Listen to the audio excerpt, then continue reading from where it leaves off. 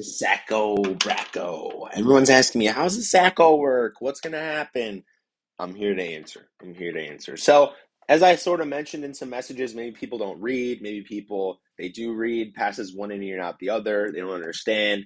Um, I will give a full explanation for how Sacco bracket works and why. So, the purpose of the Sacco in this league is not to have a bunch of, I mean, there will be drama at the end of the year, but the purpose of the Sacco in this league isn't to drag teams that have been pretty good all year to into the Sacco race just because they missed the playoffs, right? So, teams like John and honestly Charlie and Jake this year, I mean, they're at 13, 13, and 15 wins slash victory points.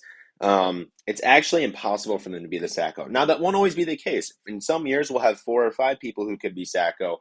But because Bill Cosby's sleeper's down there, Shelbs, he only has 6 wins. Even if he goes 2-0, 2-0, 2-0, and even if I go 2-0, 2-0, 2-0, and Alvin goes 2-0, 2-0, 2-0, Shelvin would still be below that 13 win mark. So, Chuck and Jake go 0-2, 0-2, 0-2, they'd still have one more victory point. So they will not be in the running. We're still doing wins and head-to-head wins and victory points for the last 3 weeks to determine who the Sacco is. This is wrong. What is this? Sleeper. We haven't done it this week, or we haven't done it this way all along, so we're not going to start doing it now. This toilet bowl bracket, this is just chaos. We're not doing it. We're continuing to do head-to-head. It is going to be modified for the playoffs a little bit, though, just like we modified our playoff bracket this year. I think it fits if we modify our toilet bowl this year. The reason being, like, if we just left it the way that it's currently set up, I'd have to manufacture head-to-head matchups. In future years, it's gonna not reward teams for doing better during the season. So it's like, the 11 seed plays the 12 seed and the 7 seed plays the 8 seed. So if you're the 8 seed just barely, but you're still in the running for the Sacco bracket, you might get screwed by having some harder matchups than like the 10th or 11th person. So we're not going to do head-to-head matchups. Just like for the playoffs, we're not doing head-to-head matchups. For the Sacco bracket, we're not doing head-to-head matchups. It's just going to be all 6 of these teams competing against each other every single week. So 3 of these teams are going to get a win, and 3 of these teams are going to get a loss. That's their head-to-head, right? So it's kind of like you're playing everybody in the Sacco bracket every week, just to make it fair. Just because there's really no fair way to determine, like, does my team get to play Albin, Shelvin, and Jake? Maybe somebody else's team, they randomly, it's not fair if Shelvin randomly has to play John, Charlie, and Jake. Like, we don't want to have a strength of schedule as a problem for the Sacco bracket, especially in future years when there might be 4 or 5 teams in it and it might be close and things like that will matter. So that's why we're going to go to the play-all for the head-to-head. It's 3 people will get a win, 3 people will get a loss, and then everybody in the Sacco bracket will also have a chance to earn victory points. So even though nobody in the playoffs cares about victory points right now, they're still all going to be setting their lineups anyway. Obviously, this week, even on the bye week, we want our top teams to set their best lineup that they would set.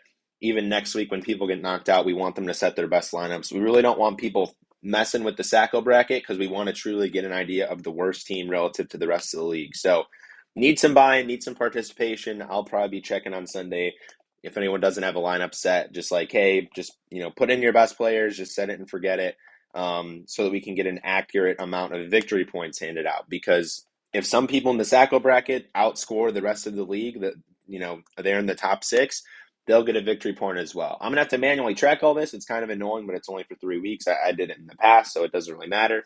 So I'll be manually tracking the head-to-head stuff for the bracket if people in the bracket get a victory point. Like, there might be 1 week that only one person in the bottom 6 scores in the top 6 of the league. There might be another week where 5 of them score in the top 6 and only one person doesn't, right? So I think that'll be fun in years going forward. You can get a lot of variability, especially if we're more packed together.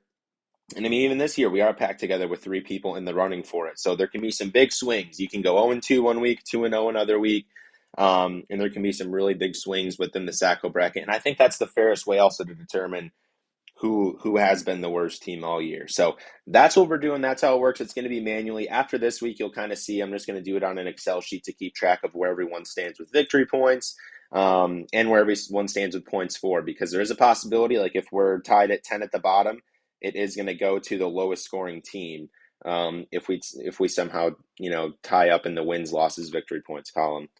I think that's a full explanation. I think that's the fairest way to do it. I think it's a good year to change it up a little bit, and it's easy to manage that going forward, since it's very similar to the way that our regular playoffs are working. The one thing we need in the Sacko bracket, and we're going to need in all future years, maybe we'll have to, to incentivize people to do this. I don't know. We are tracking everyone's stats. So Alvin did that stat tracker.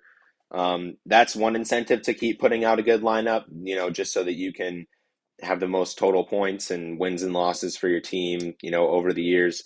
But at the same time, just don't fudge around with the Sacko bracket. Don't like bench players to try to give someone a victory point if you see how the week's going. Don't put out a shitty lineup to inflate the amount of victory points that people in the bracket can get. Need buy-in from everyone in the league on this to keep it fair, to get our true sore loser. Do what you would want if you were, competing for the bracket, competing in the Sacko bracket or competing to not be the Sacko. Make it a fair fight. Everyone just set your lineups. Forget about it, for the week if you're already eliminated or if you're one of those 7, 8, 9 teams, right? Just set it, make it fair, and let it play out as is. That's what we need from everyone, and we'll continue to going forward. If people are being bad and like benching players, they're obviously setting not their optimal lineup and obviously putting in worse players. I could have to step in as commish and make some adjustments, whether that's after the week starts, whether that's, I don't know, locking your roster right as is, what everyone agrees upon. Just don't make me do that. I don't want to deal with it, especially for a year when I'm in the Sacko. I don't want to do that. And especially for years going forward, if I'm not in the Sacko race, I'm not going to want to, be doing stuff like that and affecting it. So just set your best lineups. That is the point of this video. And if you don't and you complain about it in the future, I'm going to point you back to this video, of the explanation of any decisions that are made. All right. Good luck, everyone.